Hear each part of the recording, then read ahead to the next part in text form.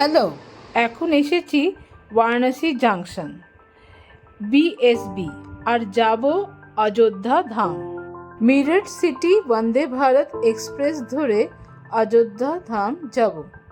এই ট্রেনটা 9:10-এ বারাণসী জাংশন থেকে ছাড়ে।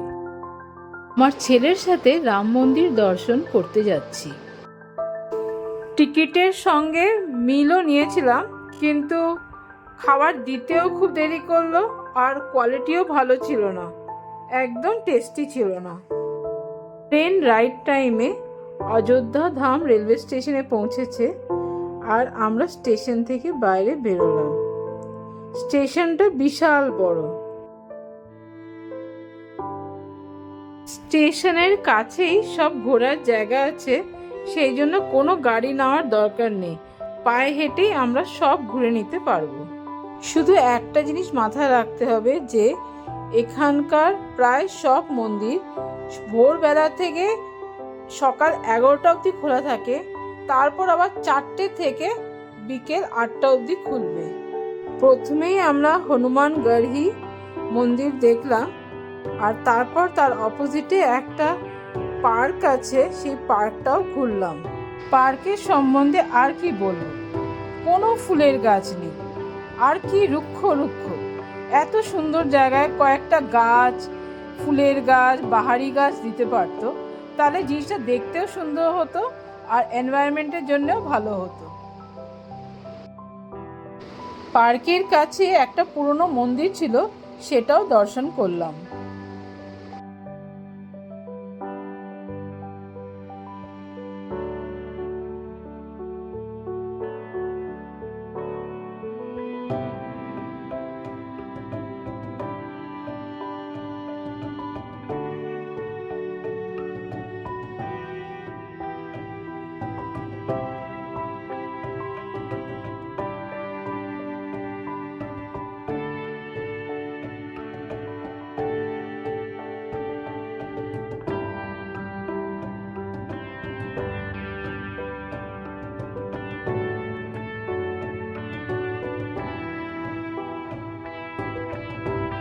তারপর পায়ে হেঁটে দশরথজি রাজমহলে গেলাম।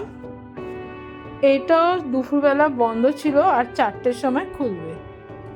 বাইরে থেকে একটু দেখে নিলাম।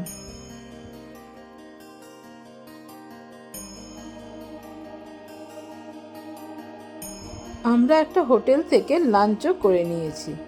একদম কাছেই কনক ভবন, সেটাও গেলাম, সেটাও দুপুরে বন্ধ ছিল।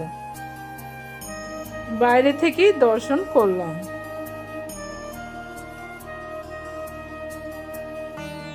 সামান্য একটু হেঁটেই সীতা রসোই ছিল, সেটা খোলা ছিল আর ওখানে আমরা প্রার্থনা করলাম।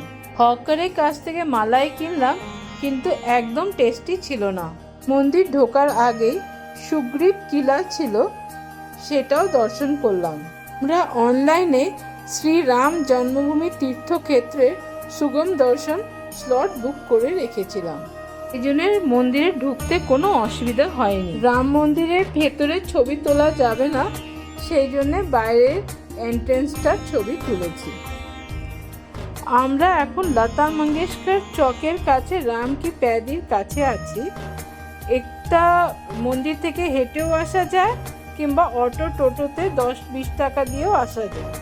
সরিউ নদী এখানে একটা ক্যানেল করে ভেতরে আনা হয়েছে, এখানে লোকেরা স্নান করে, একটু পুজো করে, আমরা প্রণাম করলাম।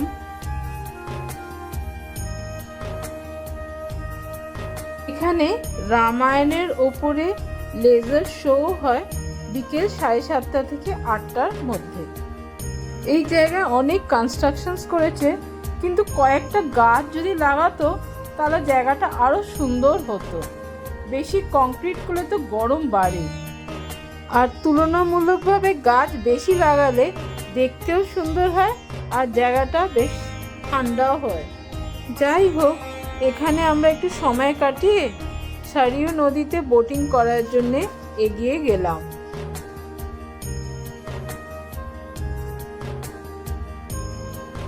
বাহ, সানসেট হবে আর ঠান্ডা ঠান্ডা হাওয়া, সরয়ূ নদীর ওপর দিয়ে বয়ে চলেছে, খুব ভালো লাগছে।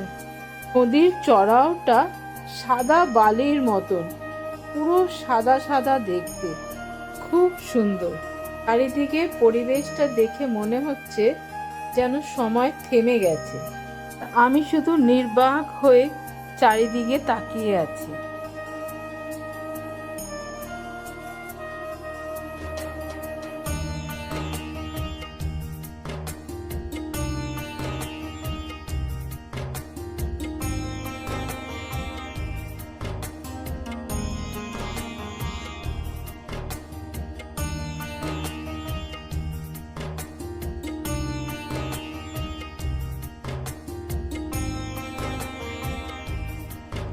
আমরা সরয়ূ নদীতে একটু বোট রাইডও করলাম আর সানসেট দেখলাম।